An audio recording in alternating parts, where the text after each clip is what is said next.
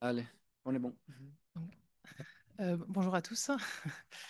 Je ne vais, comme vous l'avez compris, pas vous parler de la Darqawiya. Mais on a parlé, on a introduit, Oui, la oui, transition a été amorcée bien sûr. et ça va bien ensemble. Et oui, effectivement, ça va bien ensemble parce que je vais vous parler d'une figure plus ou moins contemporaine du cheikh Al-Arabi Darqawi et notamment de ses deux successeurs qui ont été euh, évoqués dans les deux précédentes interventions en particulier. Et donc, je vais vous parler de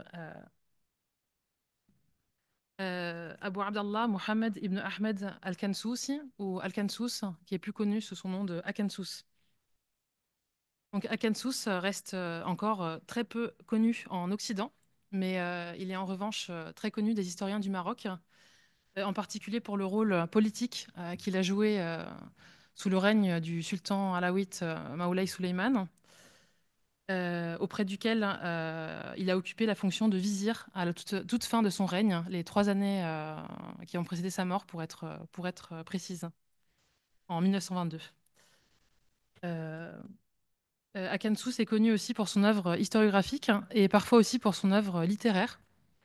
Il est cependant moins connu pour avoir été un grand savant de son temps et un maître spirituel important au sein de la tariqa Tijaniya, qui, tout comme la Darqawiya, surgit, comme on le sait, donc, à la fin du XVIIIe siècle dans un contexte d'effervescence intellectuelle et spirituelle marqué par une recherche d'un accès plus direct, disons, à la figure de Mohammed. Contrairement à un Ibn Rajib, Akansous représente donc une tariqa bien insérée dans les cercles du Marzen, et ce, dès l'implantation de la Tijaniyya au Maroc, au contraire de la d'Al-Qawiya et de ses débuts un peu houleux, comme on l'a vu aujourd'hui. Donc, quelques mots sur la vie d'Akansous. Akansous naît en 1796 ou 97, 1211 de l'Hégire pour être précise, dans une petite ville dans le Souss, au Maroc, du nom de Tanamart.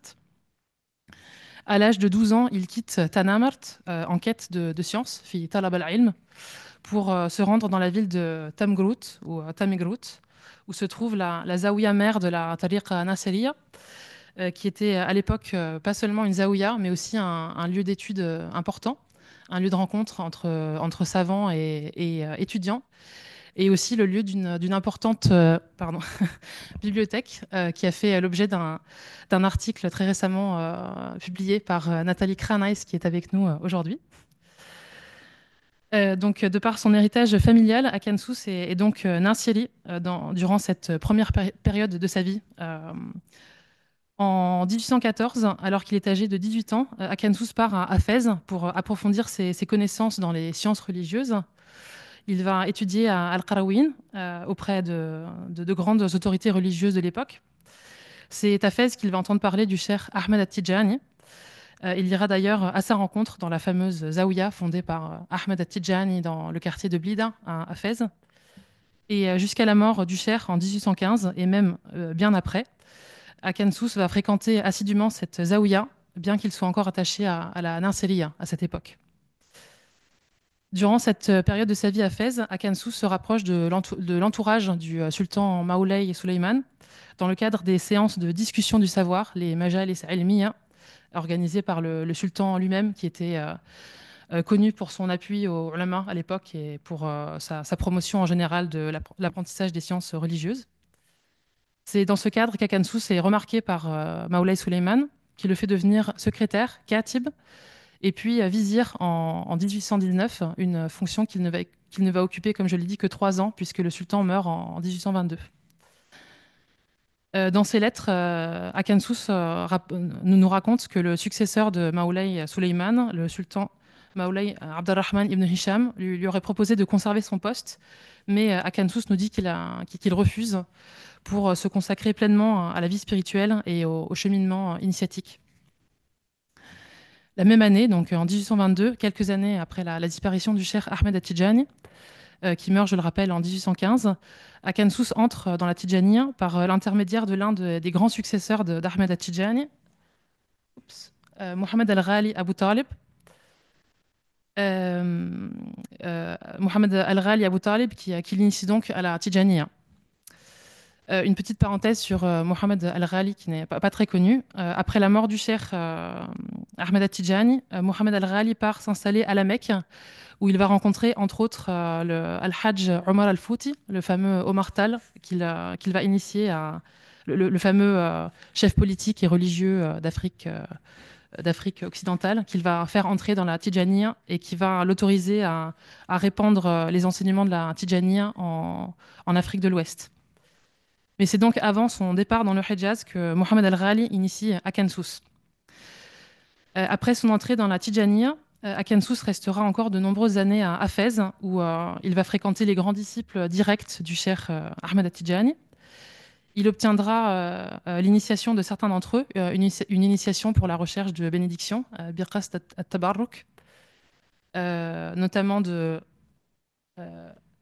excusez-moi, notamment de Mohamed ibn Abi Nasr al-Alawi, de Abdel Wahhab ibn al-Ahmar et de At-Tayyib al-Soufiani, l'auteur d'un ouvrage phare de la Tijaniya qui s'intitule Al-Ifad al-Ahmadiyya li Murid al-Sa'ad al-Abadiyya.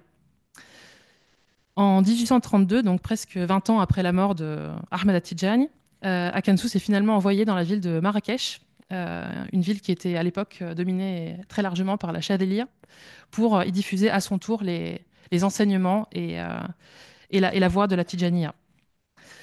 En 1846, il y fonde une zaouïa, la première zaouïa de la Tijaniya de la ville, qui est d'ailleurs toujours active aujourd'hui dans le quartier de Mouassine, pour ceux qui connaissent Marrakech, dans la Médina.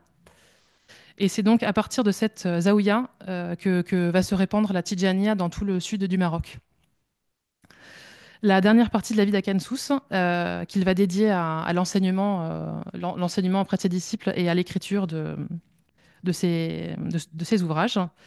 Elle va se dérouler donc à Marrakech, où il meurt finalement en 1877, alors qu'il est âgé de 83 ans. À sa mort, Akensus est enterré non pas dans la zaouïa qu'il a fondée, comme ça a été le cas de Ahmed At-Tijani, mais dans un cimetière près de Bab al-Roub, à Marrakech, où se trouve d'ailleurs le mausolée de l'un des 7 saints, les Sab'at al-Rijal de Marrakech, l'imam Souhaili, ici. En ce qui concerne sa production écrite, Akensus nous a légué une œuvre importante.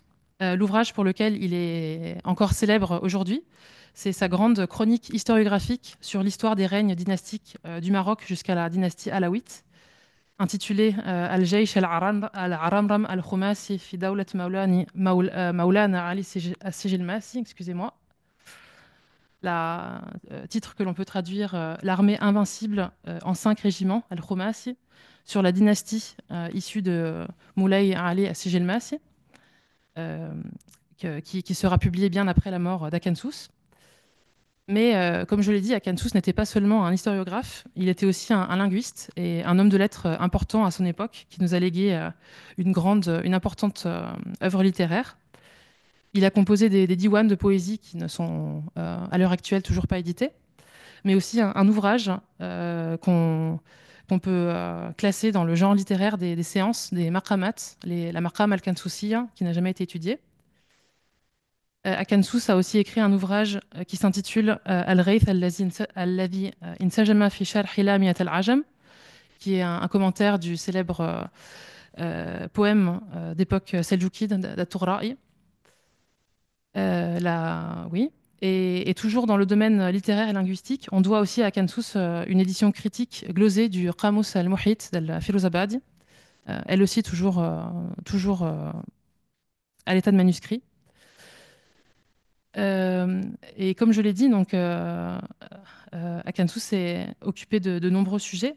On peut même le définir comme un adib au sens classique du terme, puisqu'il n'était pas seulement versé dans la littérature et dans l'histoire, mais aussi dans des sciences comme les mathématiques, la médecine et l'astronomie. Dans, dans un article, sur l'histoire des sciences mathématiques au XIXe siècle au Maroc, Pierre Ageron, qui est professeur d'histoire des mathématiques à l'université de Caen en Normandie, Donc, dans cet article, il a montré qu'Akan Sous a joué un rôle très important dans la traduction arabe de l'astronomie de Lalande à son époque. Et enfin, toujours dans le domaine scientifique, si on peut le qualifier de scientifique, Akan Sous a aussi écrit un ouvrage d'alchimie, un ouvrage un peu énigmatique, lui aussi toujours à l'état de manuscrit, qui est conservé sous le titre Ta'lif fi ilm al-kimya. Mais comme je l'ai dit, Akan Sous n'était pas seulement un historien et un homme de lettres, mais aussi un important juriste et plus généralement un important savant de son époque et un maître spirituel au sein de la Tijaniya. Euh, En tant que maître au sein de la Tijaniya, Akan Sous a écrit de nombreuses épîtres spirituelles qui ont été partiellement éditées. La plus célèbre parmi ces épîtres, c'est le جواب المسكت في الرد على من تكلم في طريق الإمام التجاني بلا تثبت. La réponse qui réduit au silence en réfutation de celui qui a parlé de la voie spirituelle d'Ahmed At-Tijani sans fondement ou sans preuve, bila tathabbut. Cette épître, elle aussi, qui a été publiée bien après la mort d'Akan Sous, puisqu'elle a été, elle a été éditée publiée, excusez-moi, en 1889. Elle a été composée à l'origine par Akan Sous pour plaider en faveur de la Tijaniya face aux critiques soulevées à l'égard de la tariqa à l'époque par le chef politique d'Afrique occidentale et savant rattaché à la Qadiriya, Ahmed Baka el-Kunti.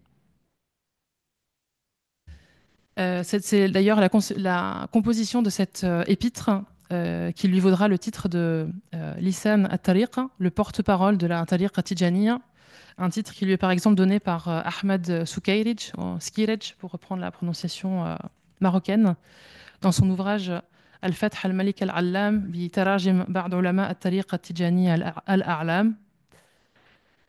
Et outre cet épître, Akan Sous a aussi écrit un ouvrage important, mais pourtant méconnu en dehors des cercles de la Tijaniya. Ce n'est pas dans le PowerPoint. Les Hulal az-Zanjafuriya fi awjibat al-as'ila at-Tayfuriyya, les parures de Cinabre en réponse aux questions formulées par Ibn Tayfur. Donc, comme le titre l'indique, cet ouvrage a été composé sous forme de réponses aux questions qui lui ont été adressées par l'un de ses disciples, Al-Hassan ibn Tayfur al-Samukini al-Hassani. Je ne sais pas pourquoi ce n'est pas dans le PowerPoint. Qui, à l'époque, donc Ibn Tayfur, qui était à l'époque son représentant dans la ville de Tiznit, dans le Souss.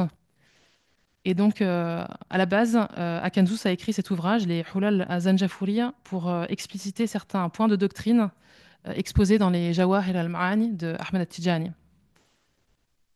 Donc c'est un ouvrage, je vais en reparler dans un instant, c'est un ouvrage significatif non seulement pour l'histoire de la Tijaniya, mais aussi pour l'histoire de la spiritualité musulmane en général, puisqu'il vise à approfondir certains aspects de la métaphysique d'Ibn al-Arabi. Quelques mots sur les études d'Akan Sous, sans vouloir vous assommer avec des références, mais comme il est peu connu, j'ai pensé qu'il était intéressant de vous donner quelques références. Donc, comme je vous l'ai dit, malgré son œuvre très importante, Akan Sous est presque inconnu dans la littérature occidentale. Le premier historien, à ma connaissance, à s'être intéressé à la figure d'Akan Sous est Évariste Lévy-Provençal, notamment en tant qu'auteur du Jaysh al-Aralam, sa grande chronique historiographique. Et donc, il apparaît tout au long de l'ouvrage de Lévy-Provençal sur l'histoire du Maroc, les historiens des Chorfa. Sa vie et son œuvre sont présentés en particulier dans un chapitre peu flatteur qui lui est consacré dans cet ouvrage. Et vraisemblablement, à la toute fin de sa vie, Lévy-Provençal lui a aussi consacré une brève entrée, un peu datée à présent, dans l'Encyclopédie de l'Islam. Et plus récemment encore, un chercheur polonais du nom de Marek Diekan, excusez-moi pour ma prononciation, a écrit quelques articles en polonais où il se réfère à la figure d'Akan Sous, et en particulier un article introductif en polonais toujours sur sa vie et son œuvre. Donc il n'est pas très connu, comme vous avez pu le constater, des spécialistes occidentaux, mais les historiens, en revanche, et pas seulement marocains, le connaissent très bien. Juste quelques références. Donc, les historiens le connaissent, et pas seulement marocains, comme j'ai dit. Des historiens orientaux aussi se sont intéressés à son œuvre. Par exemple, on retrouve des notices biographiques sur la vie d'Akamsous dans les ouvrages bibliographiques de Khayr Azielikli, par exemple, ou de Ismail Basha al-Bardadi, ou encore de Omar Rida Kahala. Le père Louis Cheikhu aussi évoque Akansus dans son ouvrage Al-Adab al-Arabiya fil Qarn al-Tasi' Ashar. En ce qui concerne les historiens marocains qui se sont penchés sur son parcours, on peut citer juste quelques références rapidement. Mohamed Ghirrit dans ses Fawasil, Fawasil al-Juman fi Anba Wuzara wa Kuttab al-Zaman, ou encore Al-Qadi al-Abbas ibn Ibrahim al-Samlali dans son ouvrage Al-I'lam biman halla Marrakush wa Armat min al-A'lam. Abdallah Gennoun, le fameux historien marocain, aussi lui consacre une brève notice biographique dans son ouvrage An-Nubur al-Maghribi fil Adab al-Arabi.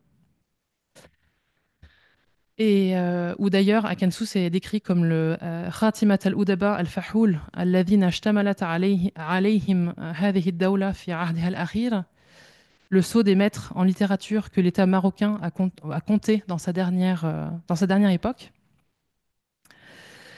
Et enfin, on peut citer aussi une entrée détaillée sur sa vie et son œuvre qui lui a été consacrée par un historien un peu plus récent, l'historien Ahmed al-Sharqawi Iqbal, dans la fameuse encyclopédie Ma'lamat al-Maghreb. Donc, toutes ces différentes références que je viens de vous citer montrent qu'Akansus est une figure bien connue des historiens arabes, mais la plupart d'entre eux, d'entre ceux que j'ai cités, qui mettent en lumière plutôt son activité politique essentiellement, ou encore son activité historiographique et littéraire, l'ont étudié de façon plutôt superficielle. Mais Akansus, comme je l'ai mentionné, n'était pas seulement ça, c'était aussi et surtout une figure de proue de la Tidjaniya à son époque, comme en témoignent les notices biographiques, les tarajem des grands savants marocains de la première partie du XXe siècle, liés à la Tidjaniya, comme Ahmed Soukayrij, Oskirej, que j'ai cité auparavant, ou encore Mohamed al-Hajouji, pour ceux qui connaissent. Quelques mots sur les Hulal à Zanjafouria, puisque mon projet postdoctoral porte sur cette épître en particulier.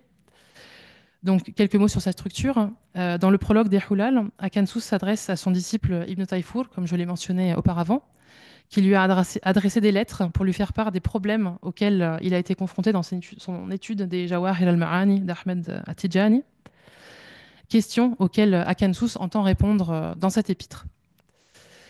Comme l'écrit Akansus, après avoir examiné les fondements, les usul du questionnement d'Ibn Tayfour, il a identifié 3 grands domaines auxquels se rapportent les questions de son disciple, qui se rapportent donc soit à la présence de la divinité, Hadrat al-Uluhiyya, soit à la réalité mohammadienne, al-Haqiq al-Muhammadiyya, soit à autre chose encore.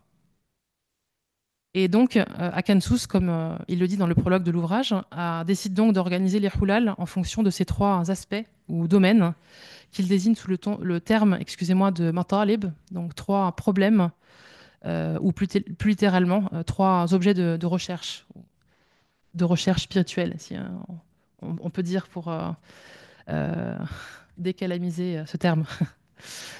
Chacun de ces matlab, de ces objets de recherche, comporte des mabahith, des questions ou des sujets d'enquête, 2 termes difficiles à traduire précisément. Mais avant de se plonger dans cette mer profonde, Hadha al-Bahr al-Amiq, comme il le décrit lui-même, Akansus fait précéder le texte d'une introduction, d'une muqaddima, dans laquelle il énonce 10 avertissements, 10 tanbihat, afin de prédisposer le lecteur à la compréhension de ce qui sera exposé dans la suite de l'ouvrage. À travers ces tanbihat, Akansus définit les contours de la science du soufisme de manière assez classique. Celui qui divulgue les sciences des vérités, les ulum al-haqa'iq, sera nécessairement taxé d'hérétisme. C'est l'objet du premier tanbih. Ces sciences dépassent l'entendement humain, objet du 3e tanbih, et sont inaccessibles aux gens de l'extérieur, ahlad dhahir, objet du 4e tanbih. L'expérience gustative, dhawq, du tawhid, de l'unité divine, est inexprimable. Et quand les gens de Dieu tentent de les exprimer avec des mots pour rapprocher les entendements humains de ces réalités, ce rapprochement est en réalité un éloignement. C'est l'objet du neuvième tanbih. Akansu s'attarde aussi longuement sur le rapport entre fiqh et tasawuf, dans une veine, disons, un peu zarruqi. On a parlé des qawa'id at-tasawuf cet après-midi. C'est un ouvrage qui est beaucoup cité par Akansus dans cet épître. Et enfin, donc c'est l'objet du dixième et dernier avertissement, dernier tanbih. Celui qui prend le pacte avec un maître doit le suivre aveuglément, et ce, même si ses actions sont en apparence blâmables.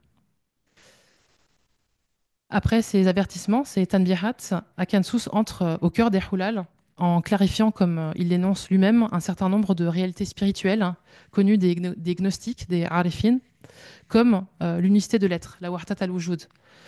Une question d'une haute importance et d'une grande signification, comme il le décrit lui-même, Mas'ala aliyat al-qadr azimat al-sha'n, à laquelle, je cite Akansus, à laquelle se rapportent la plupart des paroles des gnostiques, sinon toutes. Je cite toujours Akansus. La signification de l'unicité de l'être pour eux est le retour de l'ensemble des êtres existentiels, des mawjudat, à une chose unique et une réalité unique. Shay wahid wa haqiqa wahida. Celui qui atteint cela par l'expérience gustative, dhawqan, est pour eux le réalisateur véritable de l'unité divine, al-muwahhid al-haqiqi. Donc, dans ce premier matlab des Hulal, Akansus expose donc les fondements de la Wahdat al-Wujud et les différents aspects sous lesquels cette doctrine peut être envisagée. Dans la suite du texte, Akansus, toujours conduit par les questions d'Ibn Tayfur, revient aussi sur les différents grands aspects de la métaphysique akbarienne, où la référence aux écrits d'Ibn al-Arabi est d'ailleurs omniprésente, mais aussi de ses commentateurs. Il cite Sadruddin al-Qunawi, il cite beaucoup Abd al-Wahhab al-Sha'rani, en particulier les Yawaqit wal-Jawahir, mais aussi les Lawaqih al-Anwar, attribués d'ailleurs à Ibn al-Arabi par Akansus. Il cite aussi Qashani, al-Jili, donc tous ces commentateurs sont cités. Il cite d'ailleurs aussi des commentateurs moins connus de l'œuvre d'Ibn al-Arabi, comme Sit al-Ajam, la commentatrice méconnue du Kitab Mashahid al-Asrar al-Qudsiyya d'Ibn al-Arabi, ce qui n'est, je pense, pas très courant pour un auteur marocain du 19e siècle de connaître cet ouvrage. Oui. La seule commentatrice femme connue de l'œuvre d'Ibn al-Arabi. Et dans le dernier chapitre, ou Matlab des Hulal, pour terminer sur cette présentation sur la structure des Hulal Zanjafouriya, Akansus évoque, en réponse à des questions précises d'Ibn Tayfur, un certain nombre d'autres questions variées, très variées, qui vont de la hiérarchie des saints à l'eschatologie. En conclusion, on pourrait décrire les Hulal Zanjafouriya d'Akansus comme un petit résumé de métaphysique akbarienne, formulé dans un langage relativement simple et accessible, je dis bien relativement, par rapport aux écrits d'Ibn al-Arabi eux-mêmes, évidemment. Un petit résumé de métaphysique akbarienne, comme j'ai dit, qui témoigne de la diffusion de la terminologie technique d'Ibn al-Arabi et de sa doctrine dans la littérature spirituelle marocaine du 19e siècle. Une littérature, comme on l'a évoqué cet après-midi, en long et en large, très influencée par Ibn al-Arabi, comme en témoignent les écrits contemporains de la d'Al-Qawi, comme évidemment les écrits d'Ibn Rajib, qui lui aussi, comme ça a été évoqué auparavant, a écrit sur la Wahdat al-Wujud, mais aussi apparemment de Abu Bakr al-Bannani, apparemment qui était très akbarien. Au sujet de la Wahdat al-Wujud en particulier, qui, comme vous le savez tous, prend racine dans la métaphysique d'Ibn al-Arabi, mais qui a été formulée et développée par ses commentateurs dans les siècles successifs avant la mort d'Ibn al-Arabi, et qui a fait couler beaucoup d'encre jusqu'à nos jours. Donc cette doctrine de la Wahdat al-Wujud, elle s'est diffusée très tôt dans la Tijaniya. Ahmed al-Tijani lui-même, apparemment, la professait. Ah, j'ai oublié mon PowerPoint. Euh, euh, Certains d'entre vous connaissent sans doute l'ouvrage de Zachary Wright, Realizing Islam, qui met en lumière le contexte intellectuel, culturel et spirituel dans lequel ont émergé Ahmed al-Tijani et la Tariq al-Muhammadiyya ou al-Tijaniya, comme on la connaît aujourd'hui. Dans un chapitre de l'ouvrage, il explique que pour At-Tijani, l'expérience de la Wahdat al-Wujud est nécessaire, je le cite, pour la réalisation du dogme de l'unité divine, du Tawhid. Et donc, les Hulal d'Akansus, en ce sens, ne constituent pas seulement un témoignage du rayonnement de la métaphysique akbarienne dans le 19e siècle marocain, mais aussi, plus spécifiquement, dans la Tijaniya. Je vous remercie de votre attention.